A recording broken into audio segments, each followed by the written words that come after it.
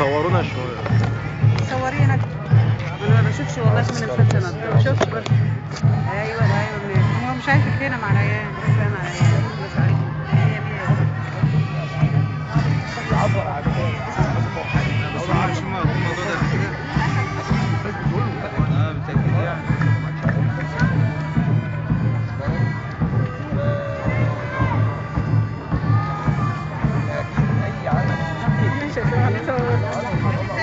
هي لا جيبي تاني.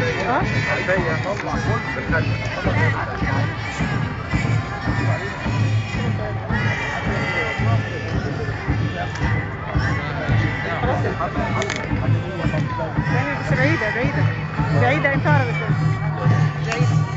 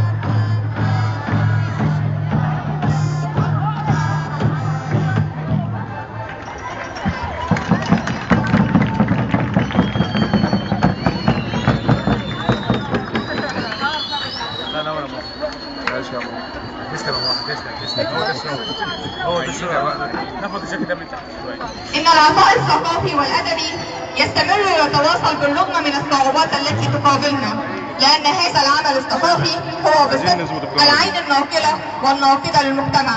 هكذا كان رأي أستاذ هاني فاروق خلف رئيس مجلس إدارة مؤسسة رؤية المنظم لهذا المهرجان، والآن ندعوه للإلقاء كلمة. فليتفضل.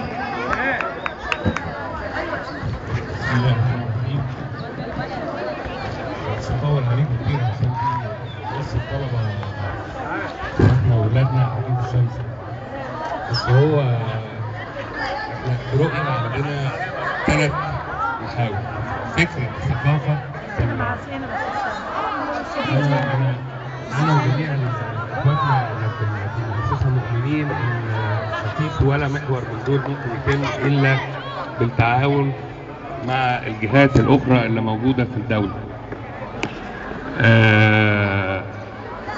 وده اللي حصل بالفعل مع مدرسة خالد بن الوليد. لما فكرنا ان احنا نتعاون مع المدرسة في ان يبقى في بداية لخط نقدر نشتغل عليه مع الطلبة، الحقيقة لقينا كل ترحاب من الأستاذة أمال، ولقينا أبواب المدرسة كلها مفتوحة، جميع العاملين في المدرسة مفيش حد دخل علينا بأي جهد. وده اللي احنا يعني ده اللي بنتمناه جميعا، مش في خالد بن الوليد بس، في المنظومة التعليمية كلها. لأن لو قدرنا نوصل فكر سليم، قدرنا ننمي ثقافة جيدة لأطفالنا وولادنا وإخواتنا، هنقدر نحصل في الآخر على مجتمع جيد. الأولاد اللي موجودين قدامنا دول هم اللي هيبقوا بعد كده موجودين في مراكز قيادية في الدولة، هم اللي هيقودوا البلد، هم اللي هيطلع منهم المحامي، الله ينور عليك يا بيه، وهيطلع منهم كل القيادات اللي احنا بنتمناها. ولذلك أتمنى إن احنا نقدر نعمل أي لمسة صغيرة تأثر فيهم تأثر في وجدانهم، تأثر في فكرهم، علشان ما يبقاش العطاء مجرد كلام. انا سعيد جدا بان انا موجود في المدرسه، سعيد جدا بالتعاون اللي تم مع المدرسه. مش لاقي كلمات اقدر اقولها للاستاذه امال واخواتنا المدرسين اللي موجودين هنا في المدرسه. هو كده خلاص، هو كده طبعا وضع جاهز.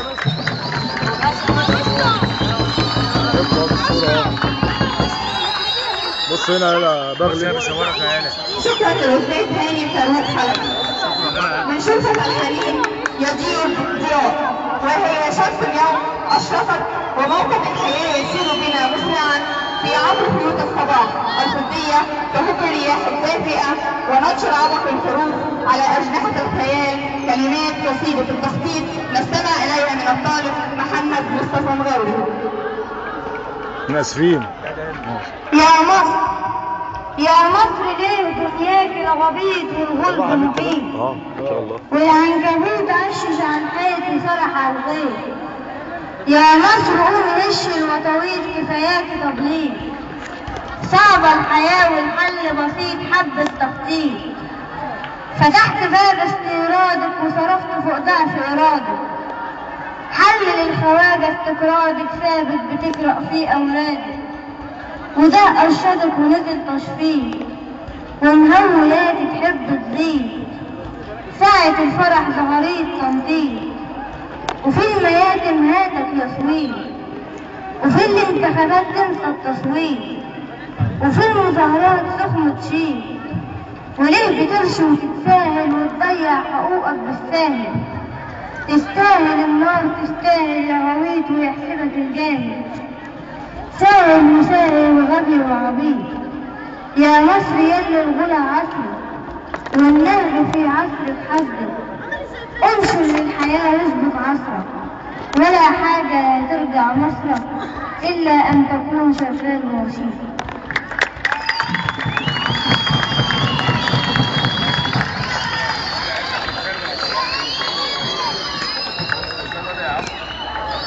جوه عينيها لمحت جبال من خوف بتكاوي، ويا حبال الصمت بتخلق صوت الدمعة.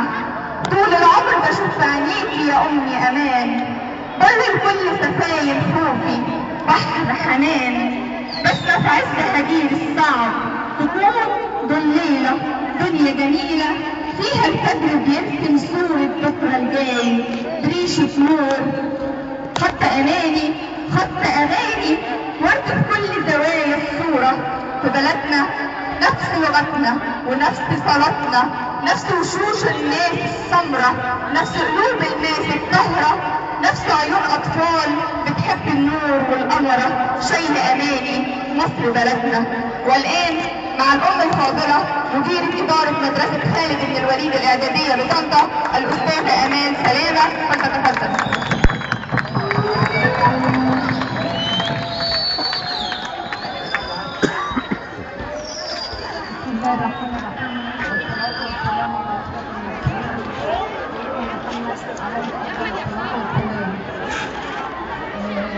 طبعا بنرحب بالاستاذ مؤسسه رؤيا الاستاذ هاني خلفي،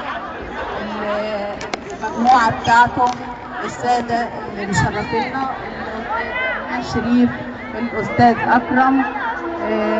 طبعا مش قادره اقول لكم بهجتي بالمهرجان ده ازاي. دي بدايه ان شاء الله، بنتمنى ان هي تتكرر كتير، ان احنا يبقى لنا على فكرة هي كلمة رؤية كمان جميلة جميلة جميلة، ان احنا باسم المؤسسة واحنا كمان بنبدأ رؤية جديدة لمدرسة خالد ابن الوليد. بتمنى ان مدرستي اللي انا بحبها وبحب العمل فيها، ولما سبتها لمدة 3 شهور رجعت لها بسرعة، بتمنى ان هي تتألق ويبقى مستقبلها جميل، وبتمنى ان هي يعني نقول خالد ابن الوليد الإعدادية بالعجيزي، واحنا فخورين بيها كلنا. بالتعاون مع السادة الزملاء، الأستاذ محمود ثعلب مدير المدرسة، السادة والسيدات الوكلاء بتوع المدرسة، مدرسي ومدرسات المدرسة، بتعاونهم معانا إن شاء الله يبقى لنا رؤية جديدة لمستقبل أفضل بإذن الله. برضو عايزة من أحبائي بقى أولاد الطلبة اللي عاملين لنا هيصة الحلوين دولت نبقى هاديين ونستمتع باليوم بتاعنا علشان ما نقعدش في الشمس كتير. بنشكر السادة الأفاضل وعلى رأسهم الأستاذ هاني خلف لتعاونه مع المدرسة، وإيده في إيدنا إن شاء الله نوصل بالمدرسة لآفاق جميلة بإذن الله. بنشكره مرة تانية، وبنشكر السادة الضيوف الأستاذ مصطفى منور المدرسة وجميع الزملاء، وإن شاء الله ما يكونش المهرجان الأول والأخير، ونبقى إن شاء الله لنا مهرجانات كتيرة ونكرر المهرجان ده كذا مرة ويبقى أحسن من كده بكتير. وشكرا.